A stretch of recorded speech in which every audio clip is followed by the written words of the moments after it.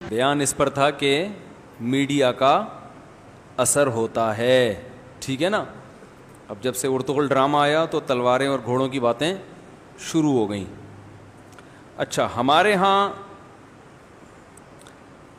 ہر چیز میں نیگیٹیوٹی پھیلانے کا لوگوں کو شوق ہوتا ہے، تو بعض لوگوں نے اس پہ بھی یوٹیوب پہ ویڈیوز بنا رہے ہیں کہ حقیقی دنیا میں ارطغرل تو یہ ہے، وہ جو ہیرو ہے نا اس کو دکھا رہے ہیں، ہیرو ہیروئن کو، یہ دیکھو یہ ایسے ہیں، یہ یوں ہیں، یہ فلانے ہیں، ڈمکانے ہیں. بھائی آپ نے کیا کرنا ہے حقیقی دنیا میں؟ وہ جیسے مرضی ہوں، ٹھیک ہے نا، اس سے آپ کو کیا لینا دینا ہے؟ تو ظاہر ہے وہ تو ایکٹر ہے نا، ان کی نجی زندگی جو مرضی ہو، اس میں کیا کرنا ہے آپ نے؟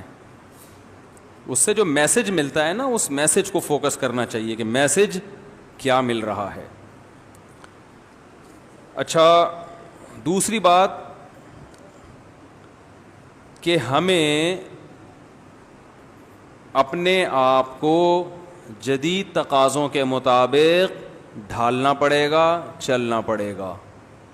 اس کے بغیر ہم آگے نہیں جا سکتے، اللہ بھی راضی نہیں ہوگا ہم سے. لوگ ایک سوال یہ کرتے ہیں کہ ناجائز کام کر کے دین کی تبلیغ نہیں کی جا سکتی. سمجھ رہے ہیں؟ یہ بات بالکل درست ہے. اسی بیس پہ لوگ کہتے ہیں یہ ویڈیو وغیرہ میں تصویر استعمال کر کے تبلیغیں ہو رہی ہیں، یہ حرام ہے، کیونکہ تصویر تو تصویر ہے. تو یہ بات خوب یاد رکھیں کہ جو چیز صریح حرام ہو اس میں تو یہ اصول چلتا ہے کہ صریح حرام کو استعمال میں کتنا بھی فائدہ کیوں نہ ہو، آپ اس کو استعمال نہیں کر سکتے تبلیغ کا لیبل لگا کے. جیسے آپ کسی کو دین کے قریب لانے کے لیے آپ اس کے ساتھ مل کے شراب پی لیں، یہ اسلام میں جائز نہیں ہے. ایک آدمی شراب پیتا ہے، آپ کو پتہ ہے کہ جب تک میں نہیں پیوں گا وہ میری بات نہیں سنے گا. وہ کہے گا میں تمہاری بات جب سنوں گا جب آدھی بوتل تم بھی پیو، ورنہ میں سنوں گا ہی نہیں. آپ کو یقین ہو گیا کہ آدھی میں نے پی لی تو یہ میری بات سنے گا، اس پہ اثر بھی ہوگا اور آئندہ یہ شراب ہمیشہ کے لیے چھوڑ بھی دے گا، تو بھی آپ کے لیے ایک قطرہ بھی حلال نہیں ہے.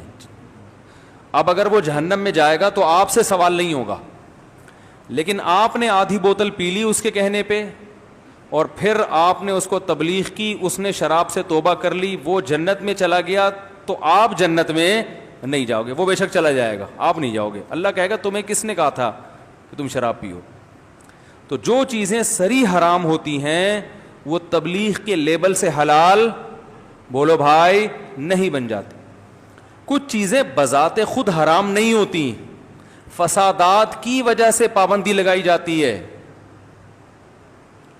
ان چیزوں کے بارے میں اصول یہ ہے کہ یہ فیصلہ کرنا پڑے گا کہ پابندی لگانے میں فساد زیادہ ہے یا پابندی اٹھانے میں فساد زیادہ ہے، ٹھیک ہے نا. اور یہ بھی دیکھنا پڑے گا کہ پابندی والا قانون یہ چل سکے گا کہ بھی نہیں چل سکے گا، وہاں یہ ساری بحث ہوگی.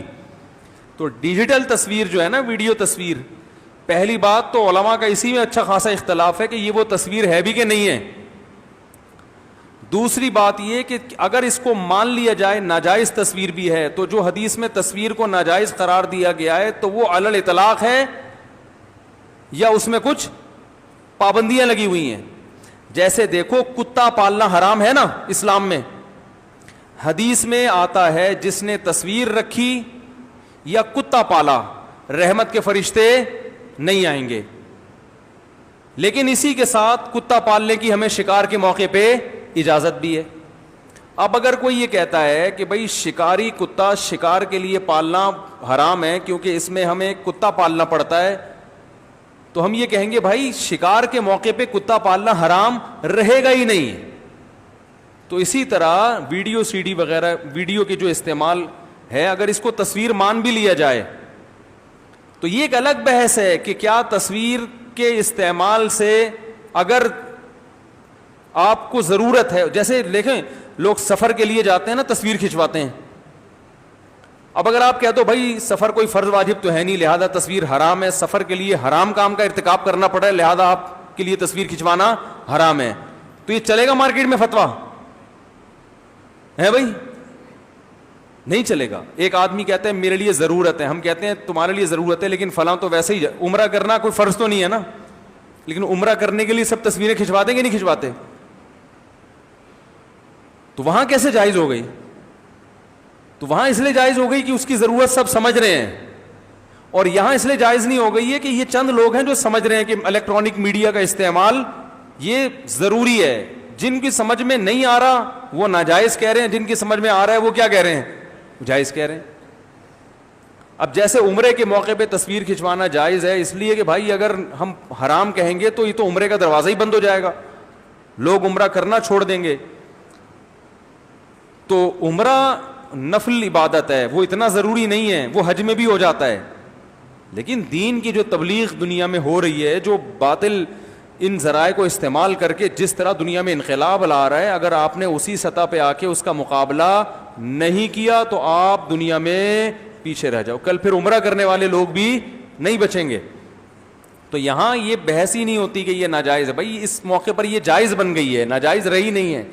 تو شراب تو ہر وقت ناجائز ہے, یہ شراب کی طرح نہیں ہے. تو یہ بھی ایک بہت بحث ہوتی ہے.